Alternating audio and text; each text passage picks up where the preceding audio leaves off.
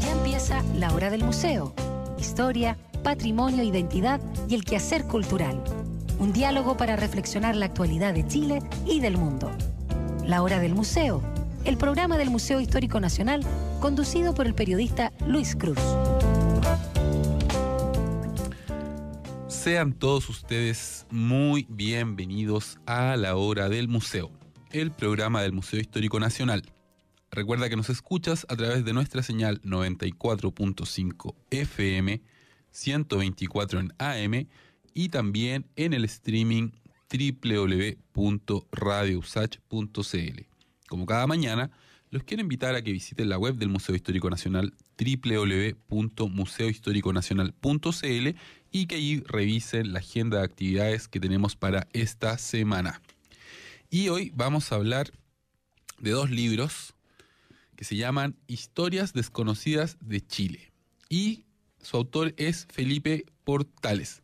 Ambos volúmenes recogen distintos episodios de nuestra historia, episodios de gran importancia, pero que por distintas razones han sido olvidados o minimizados en la historiografía nacional.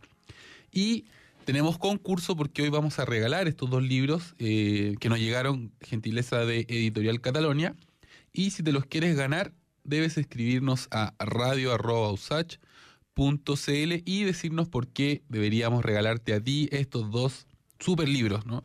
Yo los leí, están buenísimos, así que les recomiendo que concursen.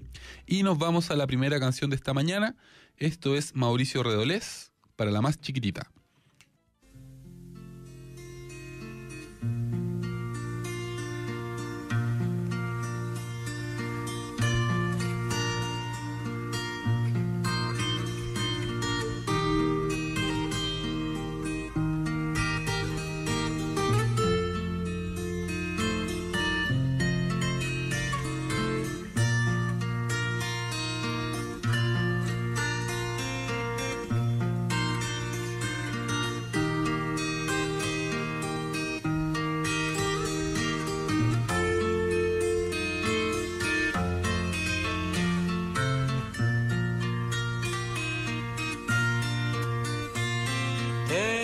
Esta canción o poema, o quizás estratagema que más rima con poema. Quizás esta ola nunca llegue a tus playas y yo sea no me muera de mis patrias, de mis rabias. Ay, que vos será, ay, que vos será, ay, que vos será la de tus playas, vida mía. Ay, que barquichuelo, ay, que barquichuelo, la cintura de tus muelles oscurecerá. Y tal vez mi poesía, esa que a ratos germina, se me hunda de fracasos ante tus ojos de hembrita. O tal vez mis tardes blancas se me llenen de otras tardes, en tus labios islas nuevas inocentes de naufragios. Ay, que vos será, ay, que vos será, ay, que vos será la de tus playas, vida mía. Ay, que barquichuelo, ay, que barquichuelo, la cintura de tus muelles oscurecerá.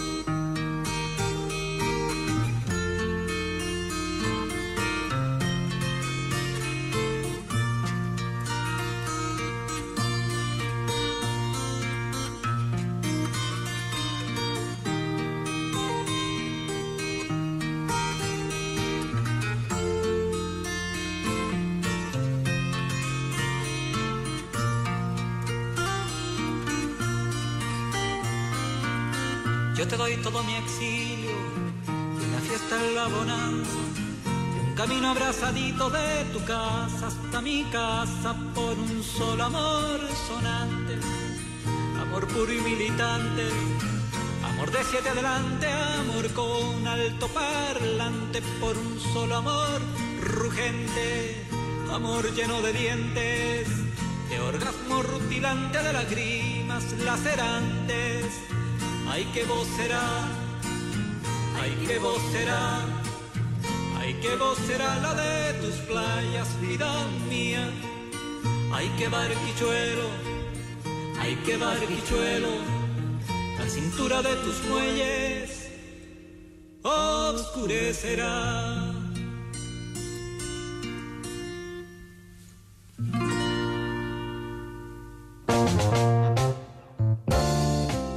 Ya estamos de vuelta en la hora del museo y hoy nos acompaña Felipe Portales, quien es el autor de Historias Desconocidas de Chile, volumen 1 y 2, libros sobre los que vamos a hablar ahora. Felipe, te quiero agradecer que nos acompañes en esta mañana. No, muchas gracias a ustedes por la invitación. La verdad es que lo pasé muy bien leyendo estos libros tan... está muy bien hecha la selección de episodios de nuestra historia. Creo que es un libro ágil, pero no por eso es liviano. Te lo comentaba antes fuera de micrófono. Correcto, claro. No, esa es la idea, o sea, que entendamos que la historia de Chile, primero, ha sido muy distorsionada. No es solo la historia de Chile, yo creo que la historia de la humanidad en general ha sido bastante distorsionada por los poderes que de alguna manera van controlando los sistemas sociales y políticos. Claro. Y a través de la educación, por supuesto, y en fin, y la historiografía más tradicional. Pero en el caso de Chile es bastante grave, yo diría. Pero por otro lado, son libros que están hechos para entretenerse, ¿eh? Son libros con historias cortas, autónomas, en el cual el lector puede sin ningún problema leer 1, 2, 3, dejarlo, claro, retomarlo un mes después y sin tener ningún problema. Puede hacer una lectura más anarquista y no respetar el orden que propone el editor ni el autor. Eso es claro, como los libros de cuentos, ¿no? Claro. Que se pueden partir en cualquier orden. Incluso yo no he hecho una cronología, o sea, las historias no están ordenadas cronológicamente, cosa que alguien me dijo y yo le dije, no, pues eso es para reforzar la idea de que este es un libro misceláneo, digamos, en términos, y que se puede leer con mucha facilidad. Claro. Bueno, les quiero recordar a nuestros auditores de la hora del museo que si se quieren ganar estos libros, nos pueden escribir a radio@usach.cl, contarnos por qué se quieren ganar los libros y participar del sorteo. Felipe, a mí me gustaría saber cuál es la historia detrás de estos libros, porque entiendo que estas historias, algunas ya se habían publicado en la revista Punto Final, otras aparecían en un libro que se llama Los mitos de la democracia chilena, por el que tú ganaste un premio de ensayo. Correcto. En realidad, mis dos construcciones previas son dos grandes libros, Los mitos de la democracia chilena 1 y 2, que cubren desde la conquista hasta 1938. Y claro, son libros gruesos, digamos, cototudos. Densos, pero amenos, yo creo. Y con un estilo también lo más ameno posible, tratando de sacar muchas voces de época, que la gente se vaya metiendo en la época, en lo que dicen los actores, cómo lo dicen, los discursos, los artículos de diario, las crónicas, etcétera. O sea, para hacerle una cosa también bastante entretenida. Pero sin duda son obras mayores. Entonces pensé yo que había que también hacer un esfuerzo más de difusión. ¿Ya? Y por eso fui elaborando, a partir de estos dos grandes tomos, historias, valga la redundancia, en forma hasta periodística, elaborada. Y de episodios y de temas muy relevantes de la historia de Chile que han sido desconocidos o minimizados. Y en ese sentido, entonces, temas políticos sobre todo, pero también temas económicos sociales, temas internacionales, en fin, temas culturales. Claro, es un libro que atraviesa distintas temáticas. Claro. Es bien variado. Es bien variado. Sin embargo, ¿cómo es la línea editorial? Porque también me sorprende esa capacidad que tienes tú de elegir temas que uno los empieza a leer y resultan muy interesantes y como lector uno se... no sé si se cuestiona, pero dice, bueno, ¿y esta historia por qué no está... no es más conocida? Ese es uno de los puntos cruciales, que nuestra historia tradicional está muy idealizada en función de no solo de los poderes de cada época, sino que de construir también un imaginario, cosa que no es exclusiva chilena, un imaginario como de entusiasmo con la propia historia. Claro. Es como una suerte eso de leitmotiv de lo que ha sido la historia de los estados nacionales. Entonces, entusiasmar a los niños en relación a esa historia. claro, tiene una finalidad que hasta podría ser loable en cierto sentido, pero que en definitiva trae de contrabando un desconocimiento muy profundo de la historia. Y eso es muy grave, porque en la medida que desconocemos nuestra historia, nos estamos desconociendo a nosotros mismos. Claro. Y no nos podemos proyectar bien hacia el futuro. Entonces estamos como el amnésico, que en el fondo no tiene historia. Entonces es un personaje un poco patético. Entonces los pueblos que no conocen bien su historia, y claro, en general hay muchos problemas para los pueblos de conocer bien su historia, están muy condenados a repetir la historia y están con muchos problemas para poder proyectarse hacia el futuro de una manera de resolver los problemas reales existentes, porque esos problemas se van desconociendo o se van distorsionando. Claro. Hay un problema que nosotros hemos tenido, ¿no?, como sociedad y como país, y que con el que tú abres los dos libros, y es el tema mapuche. En el primer libro, voy a leer el título del primer artículo, que es "El mercurio provocó el genocidio mapuche". Eso en el siglo XIX. En el siglo XIX. El mercurio de Valparaíso. Exacto. Hace poco celebramos el Año Nuevo de los Pueblos Originarios. Acá estuvo Fernando Pairicán conversándonos acerca de la historia, pero desde la mirada mapuche, de la mirada de los pueblos indígenas. Correcto. Y él nos decía que para hacer historia desde esa óptica era necesaria leer la historia, pero a contrapelo. Que cuando el historiador decía que los mapuches eran... era una tragedia, no sé, el desastre de Curalaba. Y él decía, bueno, es un desastre porque ganaron los mapuches, entonces es como leer en el espejo, ¿no? Claro. Correcto. Y me gustaría que partiéramos, ¿no?, revisando los libros con el genocidio mapuche y por qué ¿por qué dices que el mercurio provocó el genocidio mapuche? Porque hubo un intento bastante desconocido también durante la primera parte de la independencia, después de la independencia, de integrar pacíficamente a los mapuches. Y en este sentido se respetó la autonomía fáctica que tenían los mapuches al sur del Biobío, la respetó el gobierno chileno, digamos, claro, ya con O'Higgins y después con Freire, etcétera. Y se diseñó toda una política de la búsqueda de integración pacífica de los mapuches, donde se coordinaron a autoridades de los mapuches con las autoridades del Estado chileno. Se logró que se autorizara el ingreso sobre todo de congregaciones que iban a desarrollar la educación al interior de esta autonomía mapuche. Y eso se fue desarrollando durante varias décadas.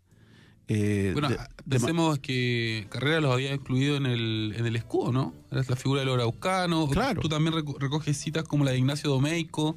Por supuesto, la clase ilustrada chilena desarrolló una visión muy positiva de los mapuches, José Victorino Lastarria, Vicente Pérez Rosales, sobre todo Ignacio Domeyko, que fue el segundo rector de la Universidad de Chile, que tuvo una estadía de un año allá y escribió en 1845 un libro sobre los araucanos se les llamaba, claro, muy elogioso. ¿Puedo leer la cita? Sí, que tú incluiste. Por supuesto.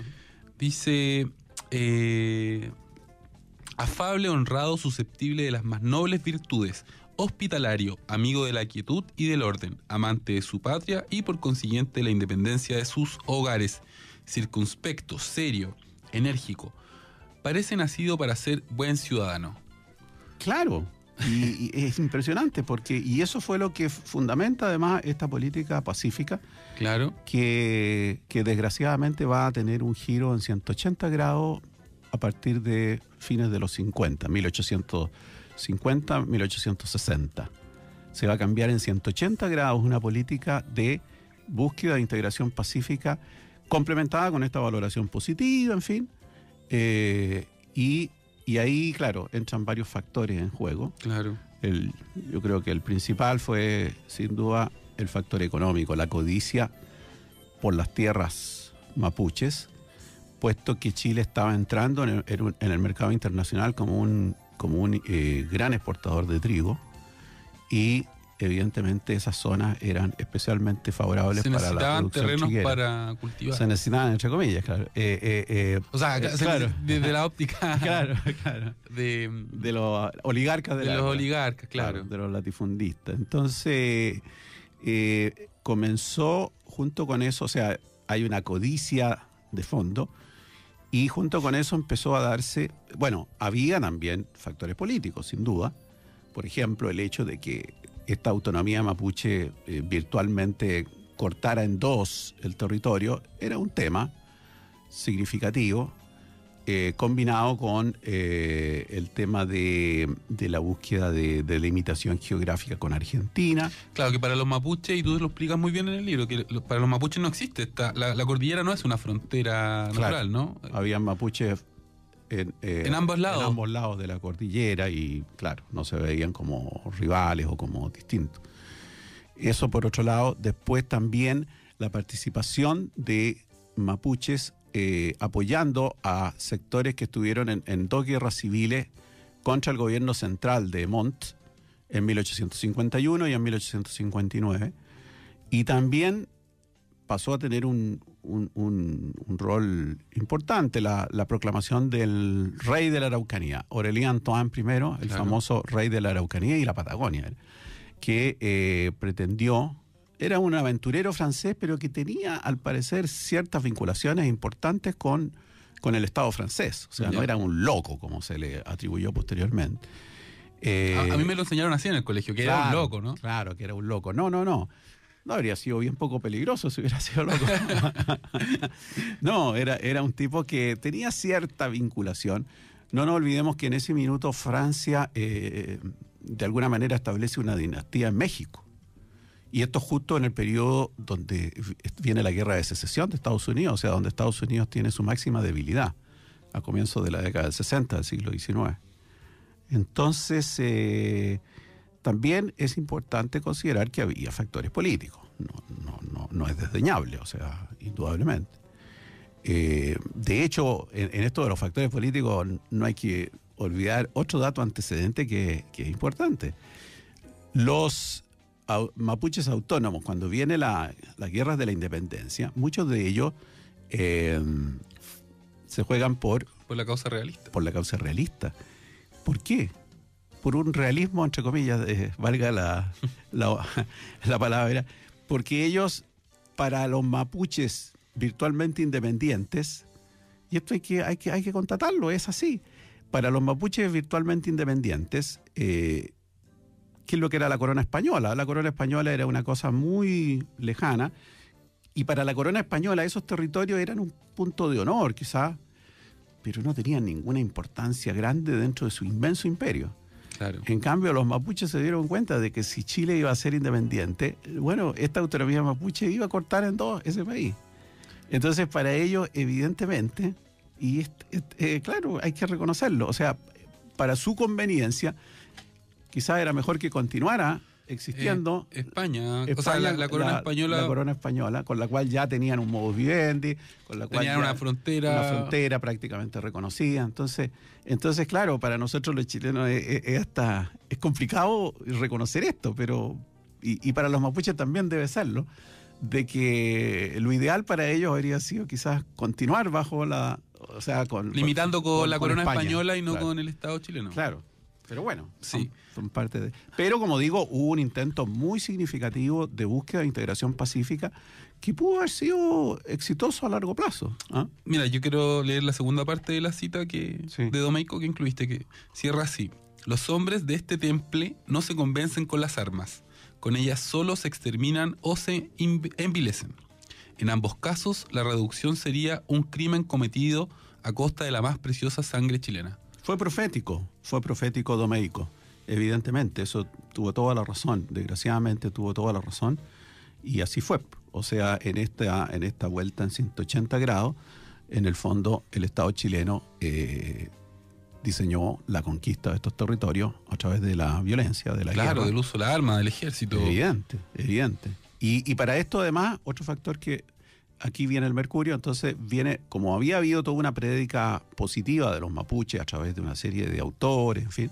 Claro. Entonces esto también Empieza la guerra comunicacional. La guerra comunicacional, una cosa bien interesante, porque así como en el siglo XX hubo genocidios en los cuales, sobre todo la radio, por ejemplo, ejerció un efecto nefasto en Ruanda. En Ruanda, tú debes saber que Ruanda, que claro, era entre los Tutsis y Hutus, claro. Esto fue 1990. Sí, en la década de los 90. La década de los 90. La radio fue un instrumento fundamental para atizar el genocidio, para estimularlo. Y bueno, antes también en el nazismo se utilizaron mucho los medios de comunicación, incluso las películas ya en ese momento, la radio, la prensa, etcétera, para demonizar al adversario. Es una precondición para entrar en una lógica genocida, demonizar al adversario, que el adversario es lo peor de lo peor. Claro, y en este caso los adversarios mapuches se convirtieron en los mapuches. Entonces los mapuches para el Mercurio Valparaíso empezaron a ser denostados con los peores términos posibles. Hordas, bárbaros, que había que civilizar o que había que exterminar o que someter, etcétera, etcétera. O sea, viene toda una prédica odiosa, digamos.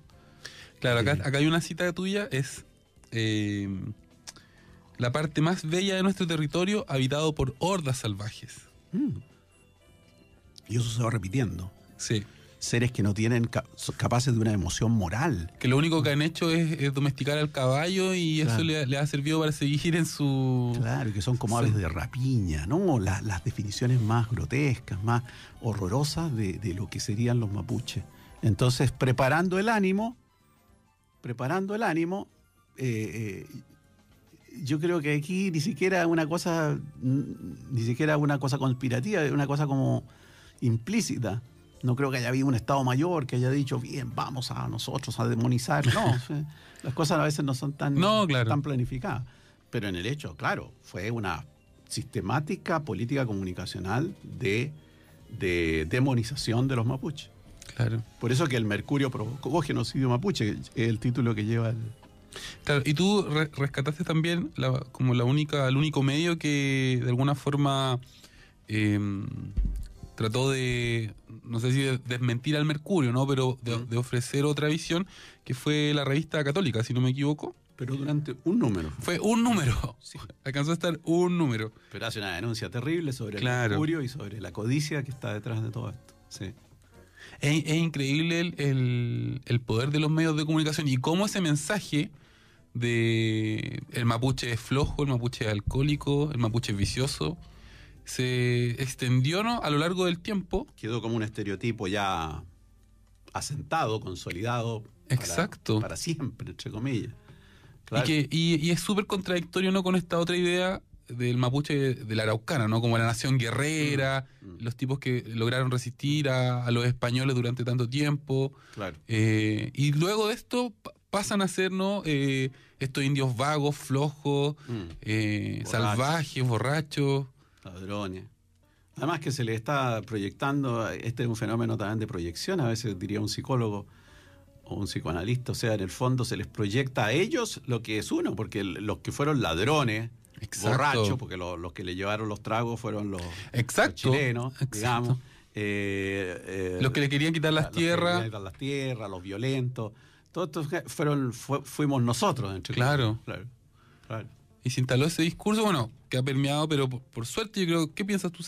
¿Nos estamos sacudiendo un poco de...? Sí, no, sin duda que ha habido un cambio a partir de los años 90 con la nueva ley indígena, con una serie de otros elementos. Pero persiste, se ha ido debilitando o permeando, ¿no?, este discurso antimapuche. Persiste todavía los estereotipos contra los mapuches persisten, y esa cosa despectiva, no muchas veces consciente, pero inconsciente, decirle a alguien que tiene sangre mapuche nadie querría reconocerlo. O sea, hay una subvaloración histórica, cultural muy profunda, de que viene ya de tantas generaciones respecto de ellos. Y esto se agudiza cuando hay fenómenos de conflicto como los hay ahora en la Araucanía. Felipe, te quiero invitar a escuchar la segunda canción de esta mañana. Perfecto. Recordarle a nuestros auditores que se pueden ganar los 2 volúmenes de Historias Desconocidas de Chile escribiéndonos a radio@usach.cl. La segunda canción... ¿Se los gana uno o cada No, un solo ganador se va a ganar los 2 libros. Ah, ya. Sí, acá a la hora del museo somos así. Ya. Si vamos a premiar a uno solo, pero se va a ganar los 2 libros. Ya. Y bueno, este es un premio para todos, porque esta canción es muy buena. Evelyn Cornejo es una tremenda cantautora chilena, y yo les quiero compartir Planta Medicinal.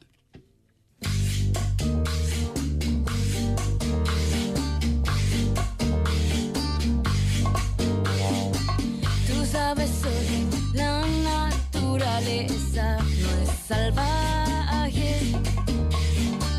Tú sabes hoy la naturaleza no es salvaje. Que los hombres son los salvajes, ellos salvajes son. Que los hombres son los salvajes, ellos salvajes son. Planta medicinal, elimina este mal. Planta medicinal, elimina este mal.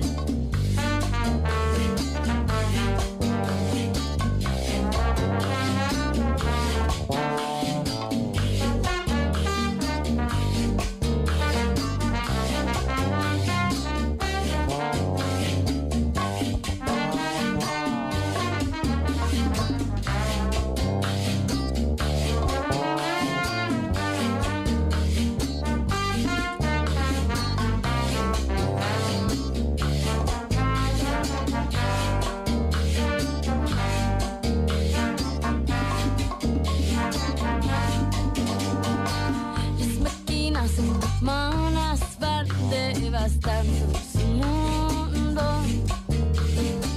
Las máquinas humanas van devastando su mundo. Que las máquinas son salvajes, ellas salvajes son. Que las máquinas son salvajes, ellas salvajes son. Planta medicinal, elimina este mal. Planta medicinal, elimina este mal.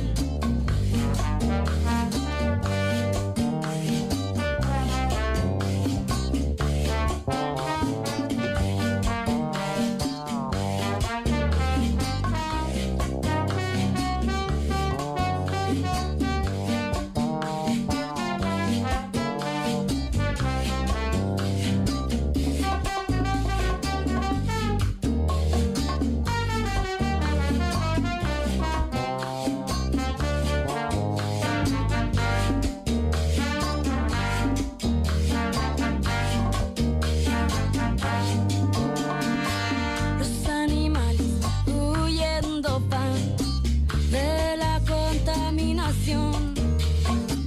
Los animales huyendo van de la contaminación. Que no hay lugar donde esconderse de la devastación. Que la humanidad es la culpable porque salvajes son. Planta medicinal, elimina este mal. Planta medicinal, elimina este mal. Planta medicinal, elimina este mal. Planta medicinal, elimina este mal.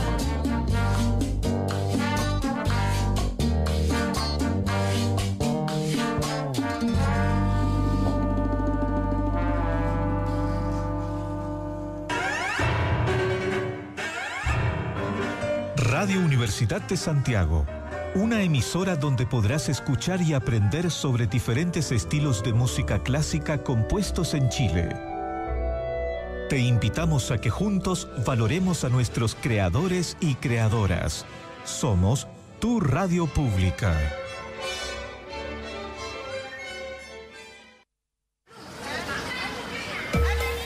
En las calles de Bamako, en la Rambla de Barcelona o en la Plaza del Zócalo en Ciudad de México. Geografía de la música. La música está en todas partes, por eso no descansaremos hasta descubrir cada sonido, cada voz, cada rincón de nuestro planeta en Geografía de la Música. Geografía de la música. Acompáñanos en nuestra nueva temporada de lunes a viernes a las 2 de la tarde para descubrir lo más destacado de la música del mundo. 94.5 FM y en radiousach.cl. Déjate llevar por los sonidos del mundo.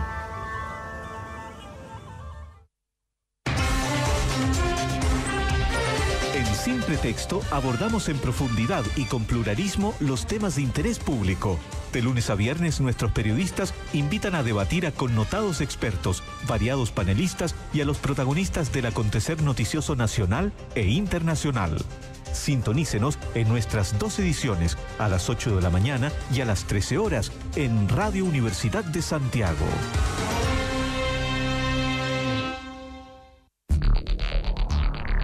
Radio Universidad de Santiago, 94.5 FM, 124 AM y www.radiousach.cl. Una emisora plural, analítica y con una amplia red de voces expertas.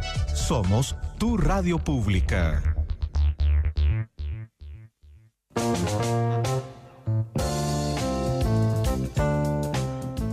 Ya estamos de vuelta en la hora del museo.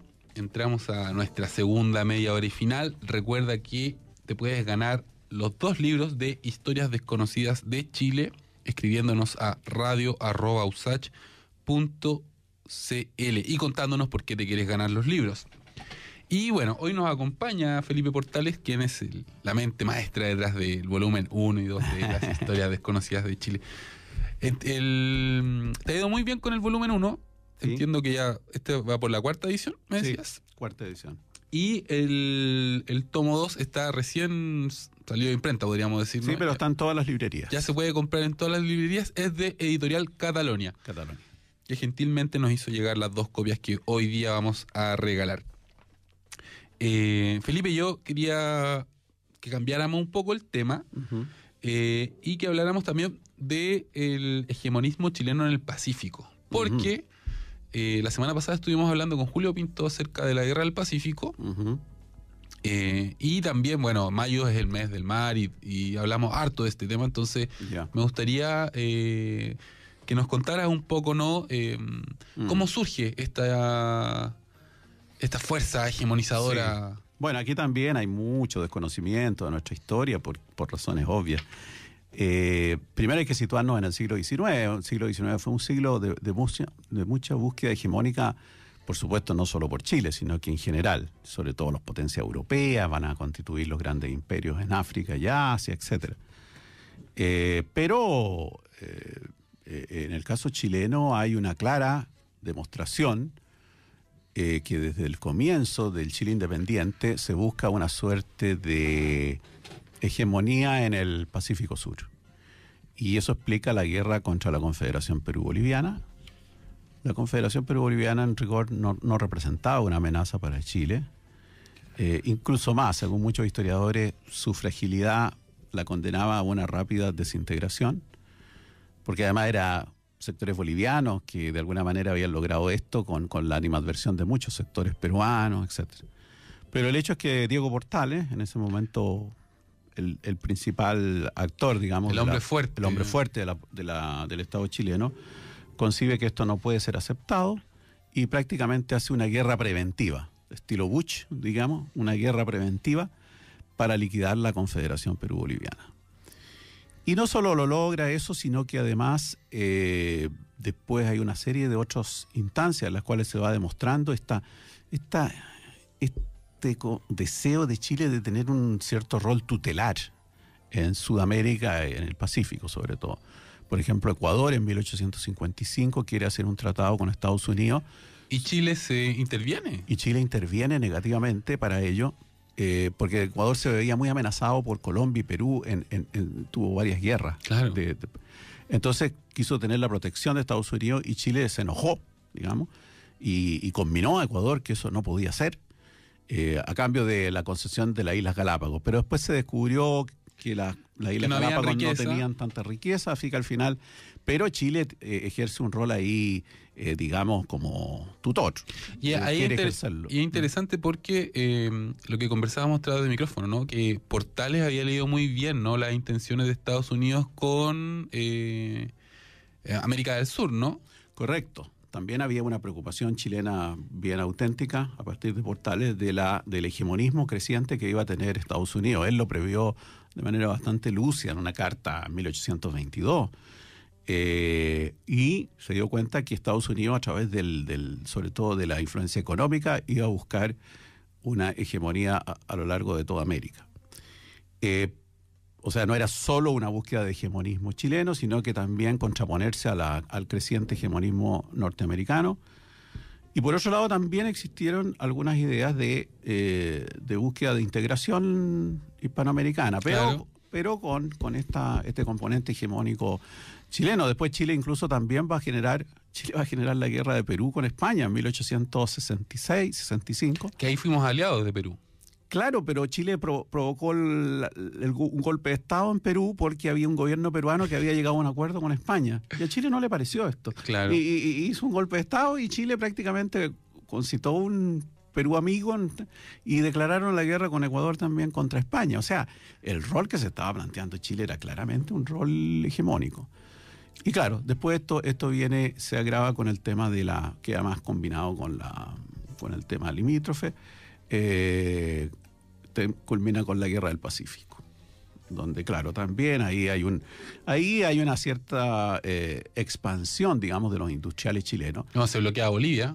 Claro, en el litoral boliviano, que también Bolivia evidentemente tuvo mucha irresponsabilidad porque Bolivia dejó vacío su litoral. Claro. Y se fue llenando por mineros chilenos, fundamentalmente. Claro, por población y por capitales chilenos. Claro. Entonces, claro, al final, sin ánimo tratando de ser lo más objetivo posible, Bolivia fue muy irresponsable con su territorio, Chile fue expansionista y al final se crearon las condiciones para que más del 90% de Antofagasta boliviano eran chilenos. Claro. Entonces se dio como bien natural, entre comillas, sobre todo en un contexto del siglo XIX, que al final Chile le quitara esos territorios a Bolivia. Pero además, como se mete Perú, por el tratado secreto entre Bolivia y Perú comete el peor error histórico de vincularse de manera obligatoria con Bolivia. Claro. Y entonces Perú es arrastrado a una guerra que en el fondo no estaba buscando. Y ahí Chile también, que había tenido un desarrollo económico importante, porque no nos olvidemos que algo que no quedó planteado, porque creo que es importante plantearlo ahora, es que a partir de la conquista y de la colonia, Chile particularmente quedó como un país, bueno, igual que América Latina, autoritario, clasista, racista, pero Chile tuvo quizás por la guerra de Arauco y por otros factores, Chile se organizó muy bien. Y por eso Chile después de la independencia va a quedar como un país muy bien organizado. Muy autoritario, muy clasista, muy racista, pero a la vez muy organizado, muy estable, con una población homogénea, bastante sometida, digamos. Entonces eso le da también a Chile una capacidad bélica mayor, claro, que a Perú y Bolivia. Le da una ventaja. Una ventaja. Y por eso, claro, Chile va a constituirse a fines del siglo XIX como un país, una potencia importante de Sudamérica, muy importante, incluso en términos militares, pasa a ser quizás la más importante de Sudamérica. Incluso casi se llega a una guerra con Estados Unidos, esa es otra historia de 1892. Sí. Claro. Bueno, y cerrando este capítulo, ¿no? Tú hablas que es una tesis que yo he escuchado en otros autores, ¿no? De que el Estado chileno siempre prefiere el camino inmovilista, que perpetúa la humillación y el resentimiento boliviano. Estoy hablando del tema irresoluto con nuestra relación con Bolivia. Claro, después de la Guerra del Pacífico, claro, queda una situación muy compleja en la que incluso yo creo que uno puede plantearse que Chile ganó la guerra pero perdió la paz. ¿En qué sentido? Que no fue capaz de generar tratados de paz consistentes, sólidos, que resolvieran de manera positiva, digamos, el tema de la guerra.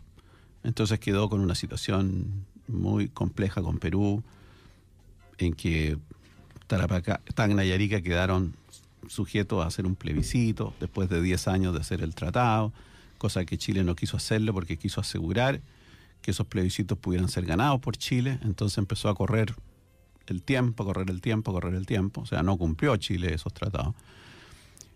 Por otro lado, con Bolivia, esto se va a resolver solo el año 1929. Con Bolivia, curiosamente, Chile llegó cuando estaban malas las relaciones con Perú todavía, y casi guerra con Argentina, que va a ser otro elemento del cuadro, a fines del siglo XIX, Chile hace un tratado que es totalmente desconocido con Bolivia, en 1895, por el cual se compromete a darle una salida soberana al mar a Bolivia. Ya sea por los territorios, por Tacna y Arica, claro, si se queda con ellos, o por territorios inmediatamente al sur.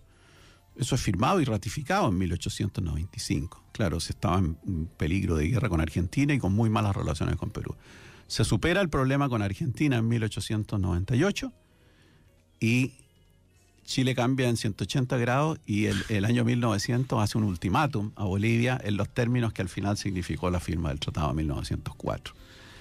Todo esto no se conoce. Y claro, evidentemente que permite entender por qué el Tratado de 1904 con Bolivia, en definitiva, no satisfizo a Bolivia. Para nada. Claro. Fue un expediente momentáneo, digamos. Está bien, fue hecho por países soberanos, en ese sentido, claro. Pero evidentemente, y esto incluso leyendo a Gonzalo Vial y a otros autores chilenos conservadores, nacionalistas, uno se da cuenta de que Chile ahí le puso el pie a Bolivia. Y después, el año 29, si bien soluciona el tema final con Perú, hay una cláusula por la cual se establece que cualquier cesión a un tercer país le hace Bolivia, de territorios que antes han sido de uno o de otro, tienen que ser hechos de común acuerdo, en el fondo, que es la tesis del candado. Entonces, claro, eso es lo que hace que... Pero esa tesis la propuso Chile. Claro. Chile propuso eso, o sea, actuó de mala fe ahí. Perú lo aceptó muy encantado. Pero eso es lo que hace que la cesión de salida al mar tenga que ser convenida por Chile y Perú. Pero yo creo que eso se puede transformar en una cosa positiva, en hacer un acuerdo tripartito que solucione todos los problemas de manera satisfactoria, mínima para los tres países.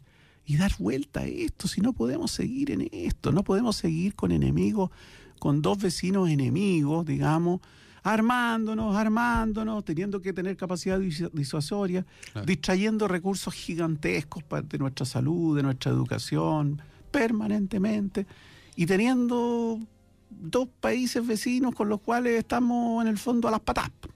Claro. Eso a nadie le conviene. A Chile no le conviene, desde el punto de vista de su interés nacional, no le conviene. No le conviene, es absurdo.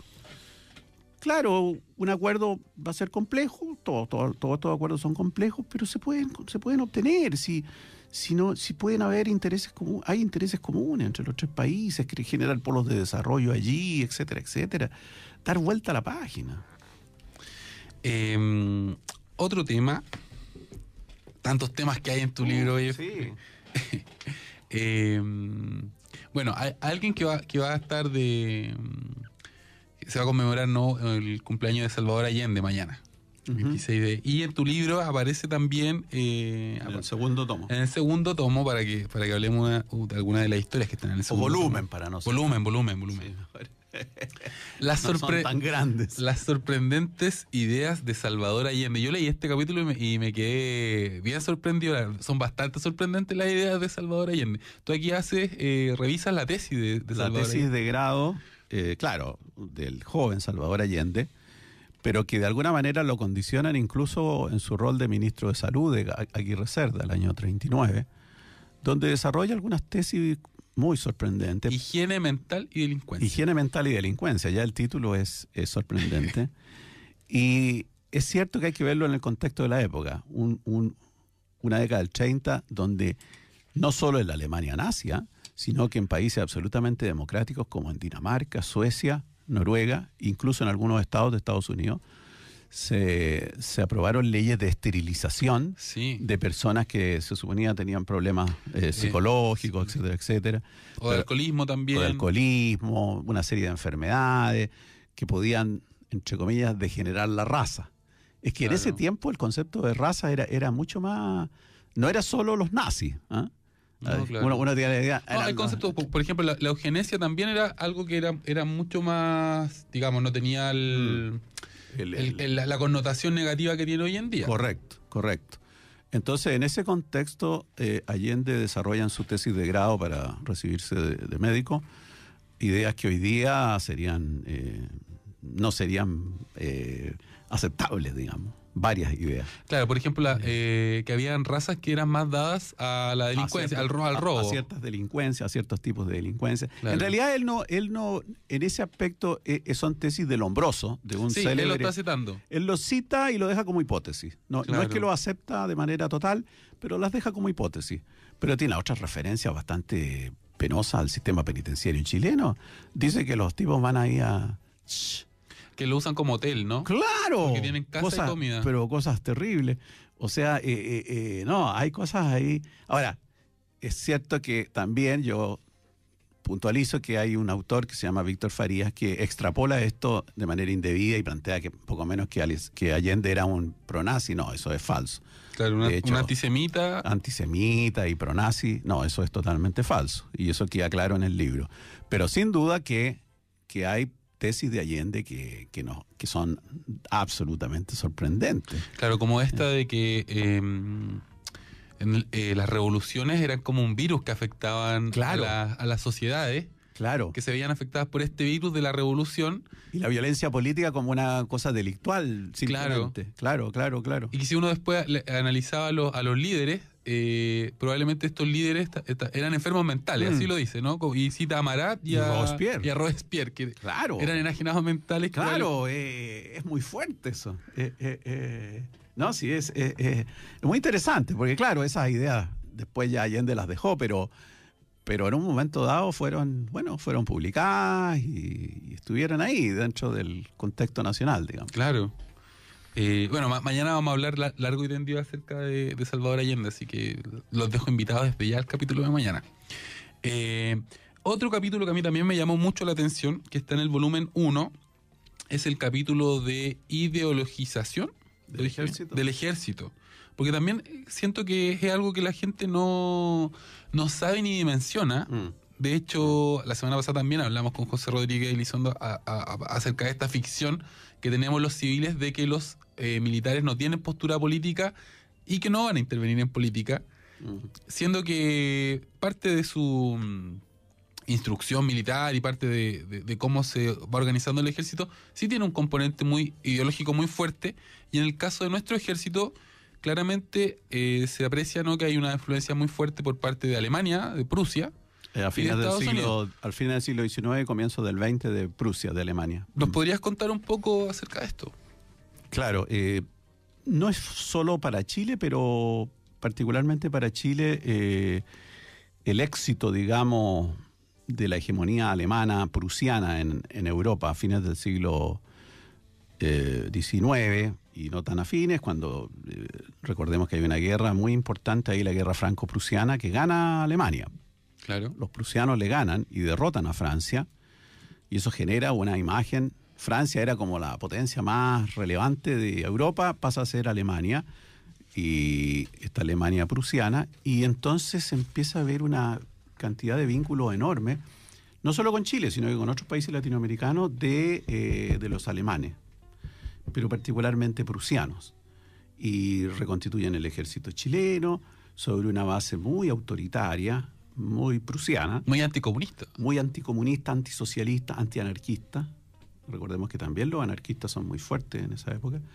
En el fondo, y muy partidaria de crear una suerte de Estado, no Estado militar, pero un Estado en que el servicio militar tuviera una fuerza enorme. Se introduce la idea del servicio militar obligatorio a partir de los prusianos, y Chile es el primer país de América que lo hace, y va seguido de una serie de... Todos los otros países en cascada se meten al servicio militar obligatorio, y el ejército, y hay toda una ideología además antisocialista en términos globales, y antianarquista, que se va desarrollando en las revistas del ejército, de los oficiales, de los suboficiales, etcétera. Se va configurando un cuadro ideológico clarísimo, ideológico político, conservador, autoritario, antiizquierdista, digamos, por parte del ejército chileno, de manera clarísima. Claro. Y además va a servir de... Y acá vinieron... las masacres, contemos que venían oficiales alemanes, ¿no? Estaban 2 o 3 años en el por ejército supuesto, chileno. y iban chilenos a estudiar a Alemania, pero Claro. en cantidades, y venían oficiales alemanes acá. Sí, incluso prácticamente los reglamentos del ejército alemán se traducen a Chile. Bueno, se copió el uniforme. Se copió hasta el uniforme. Se copió el todo, uniforme. La música, etcétera, todo. Sí, eran verdaderos prusianos los militares chilenos. Hay una cita que tú tienes por ahí que dice que nosotros siempre se dice que somos los ingleses de Latinoamérica, pero en algún tiempo fuimos conocidos como la Prusia de Latinoamérica. Claro, muchos intelectuales latinoamericanos y españoles hablaban de la Prusia de Sudamérica por Chile. Claro, por todos estos factores. Claro. Y además por el éxito guerrero, ¿no es cierto?, que había tenido, la expansión que había tenido Chile, daba cuenta de una similitud, digamos, con Prusia, ¿no? Entonces, Chile fue llamado la Prusia de Sudamérica. Y eso se nos olvida totalmente. Felipe, te quiero agradecer que nos haya acompañado esta mañana. Voy a pasar por última vez el anuncio del concurso. Si te quieres ganar el tomo 1 y 2 de Historias Desconocidas de Chile, nos tienes que escribir ahora ya a radio@usach.cl. Nada, te quiero agradecer, de verdad. Lo pasaba muy bien conversando contigo. Sé que nuestros auditores también. Desde ya me gustaría invitarte a que conversemos de otra de la historia de los libros, quizás en un mes más, 2 meses más. Pero con mucho gusto. ¿Ya? Porque aquí hay tema para Por eso, muchos programas. Exacto. Sí, Así que es un compromiso, nos vamos a volver a ver. con mucho gusto. Yo me voy a volver a ver con ustedes mañana y vamos a hablar acerca de Salvador Allende. Y quiero agradecer a Marcos Cornes, quien como cada mañana está conmigo desde el control. Y los voy a dejar con la última canción de esta mañana, que es Camila Moreno haciendo un cover increíble, Ojos Azules. Tú me juraste quererme,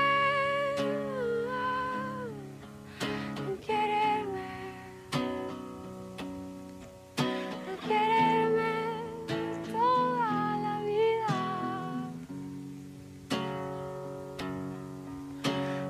No pasaron 2, 3